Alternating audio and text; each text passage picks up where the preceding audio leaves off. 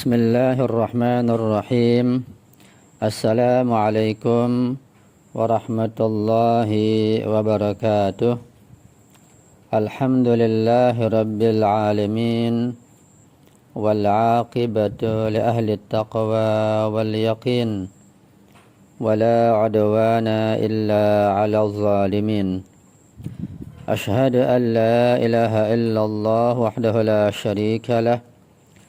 وأشهد أن سيدنا ونبينا محمدا عبده ورسوله. اللهم صل على فاطمة وأبيها وبعلها وبنيها والسر المستودع فيها بعدد ما أحاط به علمك. اللهم كن لوليك الحجة بن الحسن صلواتك عليه وعلى آبائه في هذه الساعة وفي كل ساعة وليا وحافظا وقائدا وناصرا ودليلا وعينا حتى تسكنه أرضك طوعا وتمتعه فيها طويلا برحمتك يا أرحم الراحمين. Rabbi syrah li sadri wa yassir li amri wahlul 'uqdatam min lisani yafqahu qawli, amma ba'du. Ma'asyiral muslimin wal muslimat rahimakumullah. Pertama-tama mari kita senantiasa bersyukur kepada Allah Subhanahu wa taala, baik syukur lisani maupun syukur qalbi dan juga syukur amali, atas berbagai macam nikmat dan karunia yang Allah berikan kepada kita semua, sehingga kita pada malam ini masih bisa melanjutkan kajian kita tentang materi akhlak dengan membaca kitab syarah Risalatul Huquq Al-Imam As-Sajjad Ali Jandal Abidin alaihi salam. Pada pertemuan malam ini, yaitu pertemuan yang ke-54 pada malam Rabu, kita masuk tanggal 9 bulan November tahun 2021. Kita masuk pada bab baru dan tema baru, yaitu bab ke-17. Temanya adalah hak majikan. Sebelum saya membacakan teks dari Imam Ali Zainal Abidin, ada beberapa poin yang perlu saya sampaikan terkait masalah tema pada malam hari ini. Yang pertama, tema ini tema yang mungkin barangkali jarang didengar, tentang hak majikan. Dan yang dimaksud majikan di sini hubungannya dengan budak, pada masa sebelum Rasulullah dan pada masa Rasulullah yang kemudian sirna. Majikan di sini bukan berarti hubungan majikan seperti tuan rumah atau majikan atau apa yang dikenal pada masa kita sekarang. Jadi tuan atau majikan dari seorang pembantu misalnya, atau dari pekerja, bukan yang dibahas pada bab ini. Jadi yang dimaksud majikan di sini sebagai maula atau sayyid, itu hubungannya masalah perbudakan yang pada masa kita ini sudah tidak ada lagi, sekalipun hukum ini belum dihapus dan tetap ada sampai pada waktu yang kita tidak mengetahuinya. Kemudian poin berikutnya bahwa masalah perbudakan seperti yang kita baca dalam sejarah sudah ada pada masa Rasulullah dan juga sebelumnya, dan berlaku hukum-hukum khusus terkait masalah abd atau amah atau masalah budak. Di antaranya kita mengenal, dan ini jarang dipahami oleh kita umat Islam, di antaranya tentang hukum masalah perbudakan itu, bahwa pada masa Rasulullah, dan ini disepakati para ulama, cuma kita belum memahami dengan baik, bahwa pada masa Rasulullah di antara cara atau metode untuk menghalalkan hubungan antara seorang laki-laki dengan wanita itu ada 3 macam, ada 3 cara. Yang pertama dikenal dengan nikah daim atau nikah permanen yang kita kenal sekarang. Adanya ijab qabul, yaitu surga tertentu, ijab dari pihak wanita atau walinya atau ayahnya, qabul dari pihak laki-laki. Nah, syaratnya adanya mahar, ya, adanya keseriusan dan sebagainya. Itu nikah daim yang kita biasa saksikan pada masa sekarang. Itu cara pertama, sejak Rasulullah sudah ada. Yang kedua adalah dengan membeli budak perempuan. Itu menjadi halal. Artinya ketika seorang laki-laki dia memiliki uang yang cukup, pergi ke pasar budak, dia membeli budak perempuan dan adanya ijab qabul antara pembeli dengan penjual.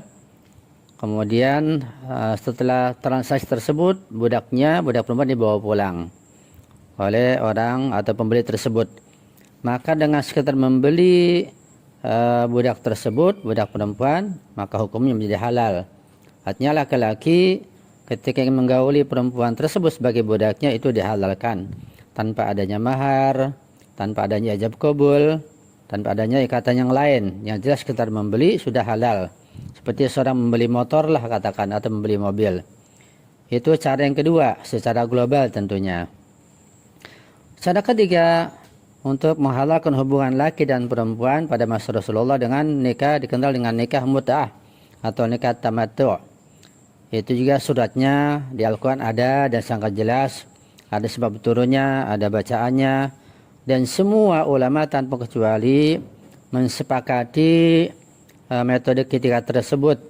Itu terdapat dalam syariat Islam, bahwa cara ketiga adalah cara nikah mut'ah atau nikah yang disepakati dengan jangka tertentu. Itu juga dipraktikkan pada masa Rasulullah dan juga pada masa setelah Rasulullah, bahkan tidak sedikit ya di antara tabi'in yang mereka lahir dari putra-putri nikah mut'ah. Kemudian baru ada ikhtilaf di antara para ulama, yaitu tentang nasakh mansukh, bahwa ulama ahli sunnah meyakini setelah itu bahwa nikah mut'ah telah dihapus, tidak ada lagi. Nah, kan ulama Imamiyah meyakini tidak dihapus sampai pada masa kita sekarang. Tetapi asal wujud, asal keberadaan nikah mut'ah dan dipraktekkan pada masa Rasulullah, bahkan setelah itu hal yang disepakati. Jadi singkat kata bahwa tiga cara untuk menghalalkan hubungan laki-laki dan wanita pada masa Rasulullah ada tiga macam. Dengan nikah daim atau nikah permanen, dengan membeli budak, dan juga dengan nikah mut'ah. Tetapi masalah budak ini ketika perempuan membeli budak laki-laki itu tidak langsung halal. Ada al-qul, masalah fikihnya bisa dijelaskan dalam masalah tersebut dalam kitab fikih. Itu sekedar mukadimah untuk memasuki pembahasan yang akan kita bahas ini. Dan terkait masalah perbudakan, nanti kita akan baca sejarahnya kapan mulai muncul, kemudian pada masa kita sekarang bagaimana, nanti muncul lagi atau tidak bagaimana, kita akan baca insyaallah pada waktunya insyaallah. Imam As-Sajjad alaihissalam mengatakan terkait masalah hak majikan ini, ya, jadi majikan hubungannya dengan masalah budak, bukan majikan yang ada pada masa kita sekarang ini. Ini perlu diingat dan diperhatikan baik-baik. Beliau mengatakan, wa amma haqqu sa'isika bil milki fanahun min sa'isika bis sultani illa anna hadha yamliku ma lam yamlikuhu zaka. Adapun hak milik majikan seperti hanya hak milik penguasa. Jadi hak majikan itu tidak ada bedanya dengan hak penguasa atau sultan. Di sini ada perbedaan illa anna hadza yamliku ma la yamlikuhu dzaka. Dengan perbedaan bahwa dia, yaitu majikan, tidak memiliki sesuatu yang dimiliki oleh si penguasa. Jadi ada titik tertentu, ada beberapa hal penguasaan yang sebagian memiliki, sebagian tidak memiliki. Talzimuka ta'atuhu fima daqqa wa jalla minka. Karena itu mentaati semua perintahnya adalah wajib. Artinya mentaati perintah majikan itu atau maula atau sayyid bagi budak adalah wajib mentaatinya. Ketika budak sudah dibeli, dibawa pulang, maka si budak berada pada kekuasaan majikannya itu, sayyid atau maulanya itu, wajib mentaati perintah si majikannya tersebut. Fima daqqa wa jalla minka, baik dalam perkara besar maupun perkara kecil. Jadi khitab ini, ungkapan ini ditujukan pada para budak, laki dan perempuan.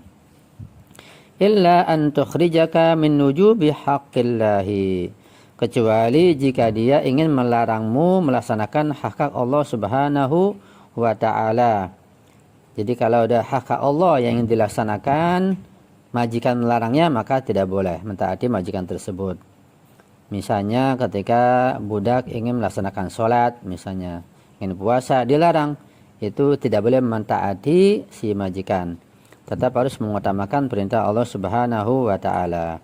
Ya, jadi kecuali jika dia, yaitu majikan, ingin melarangmu melaksanakan hak Allah, maka tidak wajib mentaati majikan tersebut. Ya. Wa yahula bainaka wa baina haqqihi wa huquqil khalqi. Dan juga dia, yaitu majikan, ketika dia ingin menghalangimu dari menunaikan hak-hak manusia.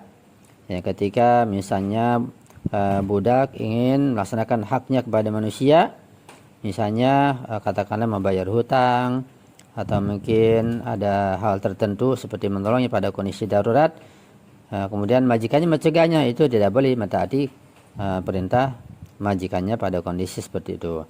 Fa idza qadaitahu raja'ta ila haqqihi fatashaghalta bihi. Dan dalam keadaan ini engkau harus menunaikan hak Allah dan juga hak manusia, ya. Jadi setelah engkau menunaikan hak-hak Allah itu, maka engkau boleh selebihnya melaksanakan hak tuanmu, majikanmu, dan engkau menyibukkan diri di situ, tidak ada masalah. Ini serasa dengan hadis Rasulullah, la ta'atal makhluqin fi ma'siyatil khaliq. Tidak boleh mentaati makhluk, ya, ketika dalam urusan maksiat, ya, pada Allah Subhanahu wa ta'ala. Wala quwwata illa billah.